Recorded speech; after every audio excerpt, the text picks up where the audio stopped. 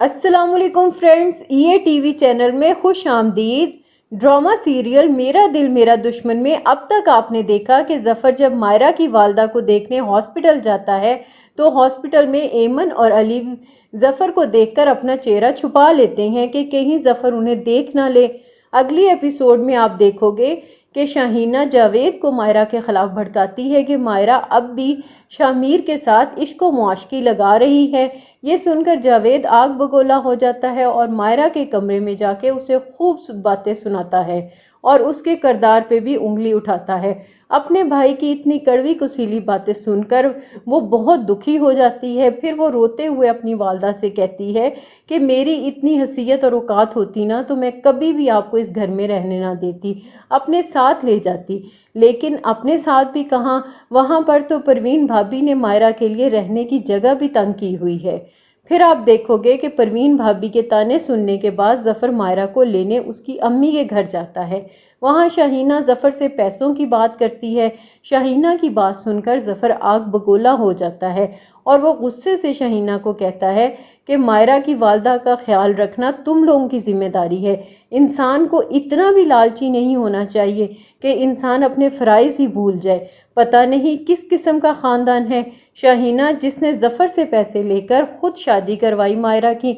इसी बात का ताना ज़फ़र को देते हुए गुस्से से कहती है, आपका किस किस्म का ख़ानदान है जहाँ पर बीवियाँ ख़रीदी जाती हैं? बताइए, आपने भी तो मायरा से शादी के बदले में हमें 10 लाख रुपए दिए थे। शाहीना जैसी औरत को कोई जवाब देने वाला नहीं है कि ख़रीदा तो उसने था और बेचा भी खुद ही था। ऐसी दोगली और मुनाफिक औरत अपने फ़ायदे के लिए सच्ची भी बन जाती है।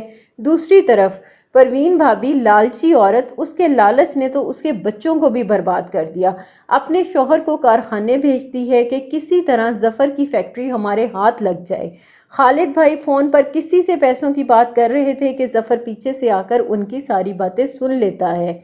उधर मायरा घर वापस आ जाती है तो परवीन भाभी फिर से अपनी भड़ास मायरा पर निकालते हुए कहती हैं, भला इतने दिन कौन रहता है मेके में? अपने घर का भी ख्याल होना चाहिए तुम्हें।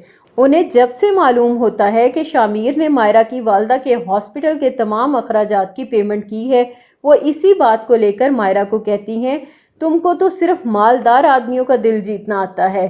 ज़फ़र को तो पहले ही तुम अपने कब्जे में कर चुकी हो, अब मेरे बेटे का दिल जीतकर उसकी दौलत भी हथियाना चाहती हो।